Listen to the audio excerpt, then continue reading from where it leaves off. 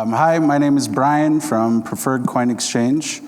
I have a little bit of a condensed time here, and I got my note cards because I'm not the best presenter in the world, but I'm going to try and run through a lot of information, about a 45-minute presentation into about 10 minutes, so bear with me. And I do like to use a lot of analogies, so I hope you can follow along. Many people ask me how someone might be able to find a coin before it becomes extremely valuable, 6, 7, even 8 figures. And there are some simple guidelines that will help you avoid costly mistakes when it comes to numismatics. And we call it the 5 must-haves. This is at a bare minimum. If you at all are thinking about numismatics as an investment, this will save you a ton of heartache. And the reality is, the vast majority of collectible coins not only are not a good investment, the odds of you losing your money is through the roof. And I'm sure a number of people in this room have had that experience before. But when you look at these 5 must-haves, I think it will kind of jog your memory of, gee, I wish I knew some of that before I bought that in the past. The first being is the coin has to be a government-issued and fully regulated major coin program. So not only does it have to be government-issued, but it has to be a major coin program. And why that's important is when a coin is government-issued, they can't go back in time and make more. And every mint has different processes, whether they have what's called a planned mintage, meaning they might set out at the beginning of the year saying, we're gonna make 10 million of these coins, but not one more. And then there's other mints that have a process where they'll meet demand. And you see that here in the US with Silver Eagles. So they don't have a planned mintage with Silver Eagles, but they'll make it until the last one is ordered. Private mints, they make great quality products, but again, when it's a private mint, there's nothing regulating them, stopping them from making something more than what they said they would. So for example, the picture that you see in front of you is an 11-pound gold coin with a mintage of 5. Well, if you spent a lot of money on a piece like this, you would hate to have the possibility of, let's say, 5,000 more all of a sudden magically appearing. That would just tank the value of what you have. The second piece is it has to be graded and authenticated by NGC or PCGS. There are other coin grading companies out there, but NGC and PCGS are widely considered the top 2 by far when it comes to grading and authenticating coins. The third is target key date and semi-key date years. So I'll use Morgan silver dollars as an example. It's one of the most collected sets of coins in the American lineup throughout history, and the vast majority of people fail at completing that collection because they either can't find the rare dates, or by the time they do, after spending 20, 30 years building this collection, the price of that coin went up so much in value they can't afford it anymore. So again, getting the key dates and the semi-key dates is really the stumbling block to everybody's collection. So whether you, as a collector or investor, want to complete a whole collection or not, starting with these pieces first makes everything else easier. And semi-key date and key date are basically the top 5 rarest years. Number 4 is get the highest grade, finest known that you can. Sometimes your budget will dictate that for you. Sometimes availability will dictate that for you, but coins are graded on a scale of 1 to 70, 70 being the best. It's a flawless condition coin. Especially on modern issue, that's really the one you want to go for. And number 5 is really maybe as important, if not more important than the rest. You have to have a coin program that has a large and healthy audience behind it. And what I mean by that is, if you have a coin just because it's rare, just because it's a high grade, but nobody knows what it is, that's not a very healthy audience, and it's certainly not a large one. So for example, who's heard of a Silver Eagle? Who's heard of a $20 St. Gaudens? Who's heard of a Ginger Thomas? Ginger Thomas is a gold coin that has a mintage of 25. There's only 1 in 70 grade. I happen to own it, but just because it's rare and it's the highest grade, finest known, it doesn't have a large and healthy audience behind it. So the value on that piece is never going to be anything earth-shattering by comparison. All right, now a lot of people I've found over time have a lot of questions, especially if they're stacking or bullying buyers as far as data. And I'm trying to crack that nut for you guys. And some people, fortunately, have done some of the work for me. So the first chart on the top left is a simple gold chart going back to, looks like 1981. But the second chart is an interesting one. This is the PCGS 3000 index, and this chart really shows you what collectible coins has done over time. Now, this also includes pennies, nickels, dimes, quarters, and a bunch of coins that you've never heard of or never really thought of as collectible or valuable. But it puts it all into one basket and shows you basically what it's done over time. And there's a very interesting peak that if you were at the bottom of it when it started would be a great time to buy. Keep that in mind, because that is a thing that I'm very much expecting to happen with the Panda market. But the reason for that peak is largely attributed to two things: information and grading. Coin grading started back in the 70s. It really started to catch on in the 80s. By late 80s into the 90s, it was widely accepted. But in addition to that, you have to think about how Americans were not allowed to own gold for a very long time, and I'm sure a lot of you are familiar with that.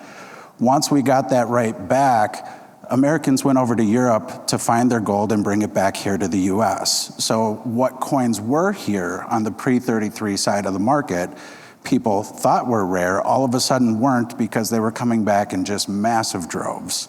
So that's why you could see a big peak and then it dropped back down, and you see something more reasonable and predictable. This third chart is what basically talks about key dates and rarities. So key dates, semi-key dates, you can see by and large this thing just doesn't go down, and there's a reason for it. When something is incredibly rare, incredibly hard to find, and it's in the top condition, it's always going to be sought after. It's just a matter of time before someone pays what that's worth. Who's familiar with the 1933 St. Gaudens? One of the most iconic US coins. And when it sold for, what, 17.4, give or take, $1 million several years ago, I think a lot of people thought that might be a record that would never be beat. The tough thing and the interesting thing on the American side with coins is, if you really want an investment grade quality item on the US side of the market, for it to be that rare and that great a condition, the barrier to entry is astronomical. I mean, you're looking probably at a good $700,000 plus just to get something that really and truly can stand the test of time. The downside to it, and I guess it's good and bad, those items, as much as you spend a lot of money on it, they're pretty reliable, they're pretty safe, they're kind of like a blue chip stock. You don't get a huge return, but it's kind of that steady piece that just plugs along.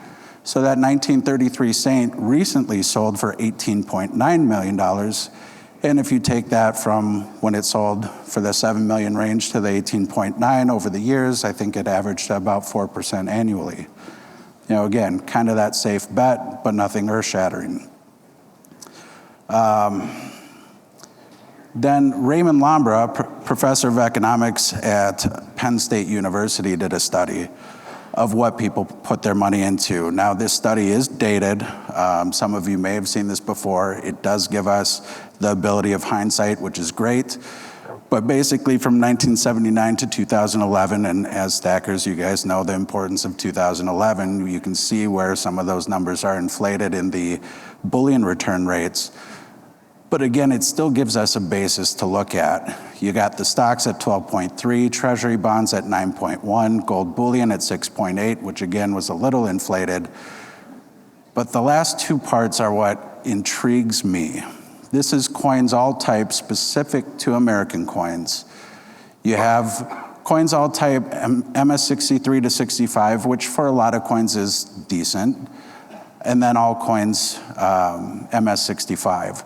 So that gives you a pretty concrete idea of what the annual return rate was. What I would have liked to see is two more categories.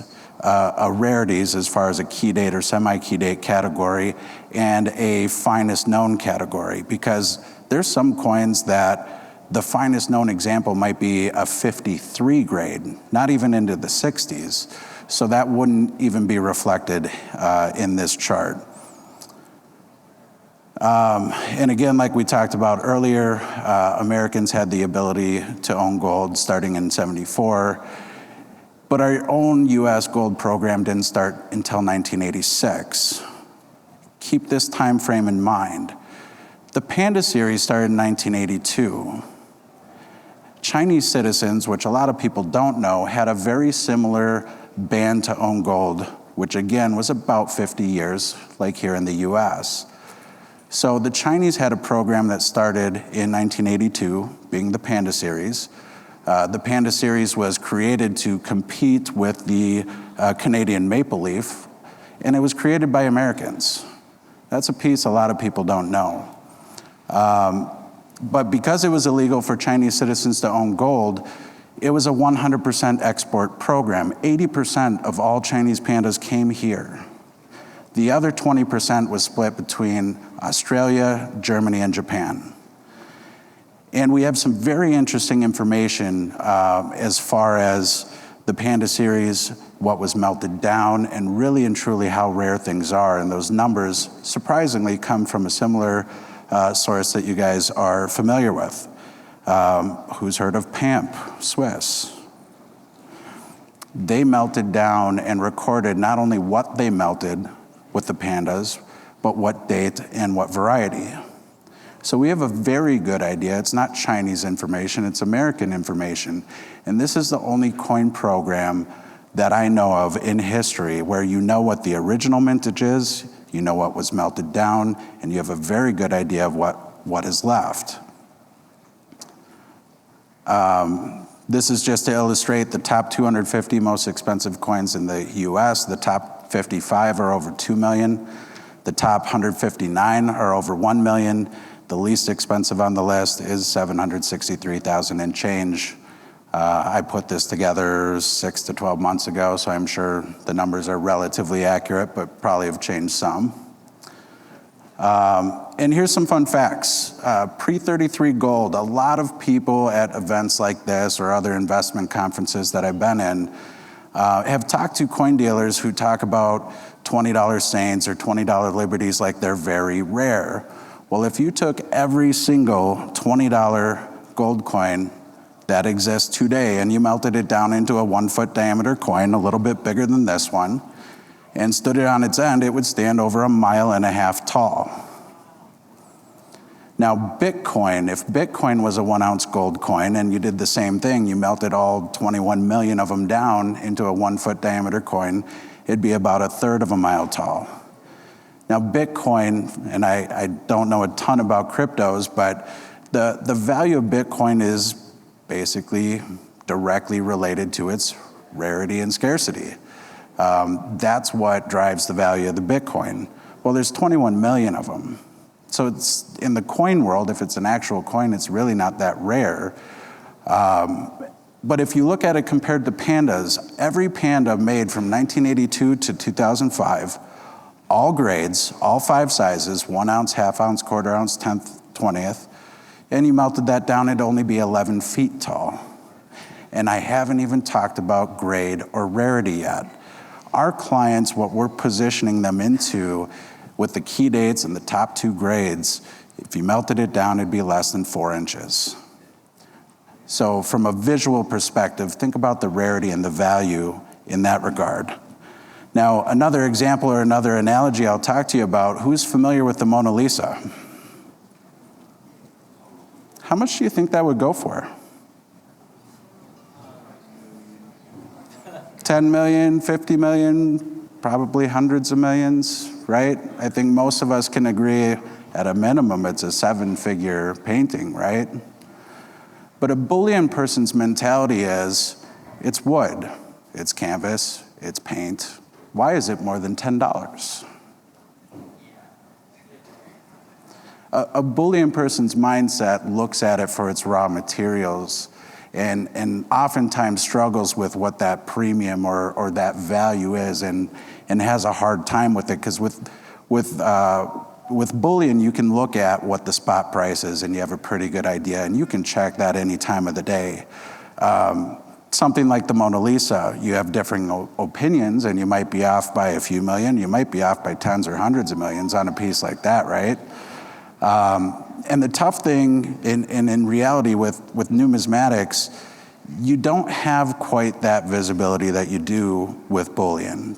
But when an item like a 1933 Saint sells, you kind of have a new benchmark for what it should be at a minimum. And there's always going to be estimates of what it could go for.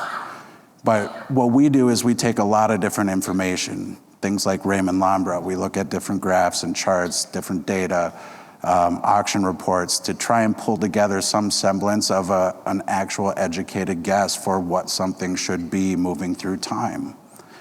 But the reason why really and truly we focus on the pandas more than anything is, much like the United States coins and that huge spike that you saw on the PCGS index, is that just like Americans went to Europe to bring back their pre-33 gold here to the United States, the Chinese are doing that right now. They were banned from owning gold until 2002, but they had a 17% tax. And I guarantee you, not one of you would want to buy bullion with a 17% tax on it, right? That ban was lifted in 2013, middle of the year, give or take. And once that ban was lifted, so now you're looking at 10 years, subtract 2 or 3 pesky COVID years, the Chinese have really only had about 7 years of actively buying their own gold. And they're starting like most collectors do. They want the most bang for their buck, so they're getting whatever they can at an affordable price. They're already starting to move into that middle category of, I want some of the better dates, I want to get some better grades, I want better quality, in a sense.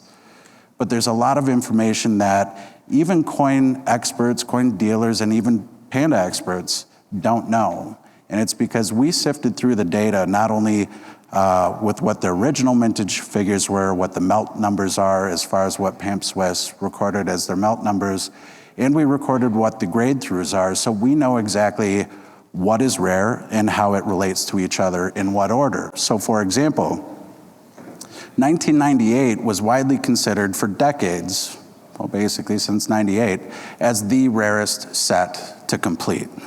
It wasn't until we targeted 1995 that the coin community largely recognized 95 as being the rarest. So by default, a lot of these companies, a lot of these experts assumed, wrongfully, that 1998 was the second rarest, and it's not. It's number 5, still a good quality set.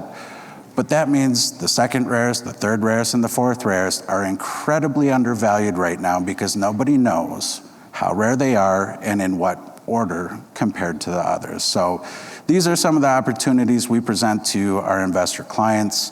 I guess one last thing I would mention that kind of closes a gap for a lot of people is, when I buy something, or maybe I've bought something before, what do I do with it? How do I handle it on the back end? A lot of coin companies are happy to sell you stuff, but they don't want to help you on the back end. Believe me, I want these coins back. I want to sell them over and over and over. We literally are the world's expert when it comes to pandas. So if I want these coins back from you, our interests are aligned. And having the best of the best, the rarest of the rare, and being known as the place to buy it, who would you like to have represent the coins that you put in your portfolio better than the guys that know it better than anybody? So I think I had a question over here.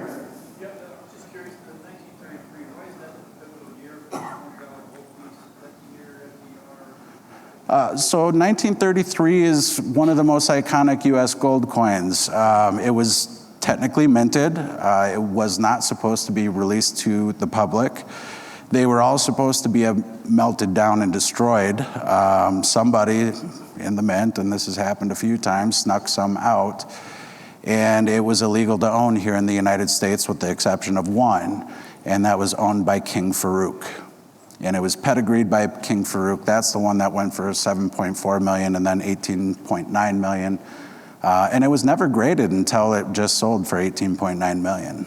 It was just attributed to him. Since then, I think another 20 or so were found, and it was a long legal battle between the family and the government. The family originally was told, no, you can't have them. They were confiscated, but long story short, they did win against the government on it. So, any other questions? Yeah? I might have misunderstood that. Your slide refers to pre-1930. Correct. What you were talking about was 1930. Was the specific 1933, yes. So what was magical about Pre-1933 was, so this was when we were on the gold standard. So a $20 gold coin was the same as a $20 bill. We didn't view gold coins, $20 gold coins, any different than we view a $20 bill. So it was interchangeable. It was just change at that point. Yeah.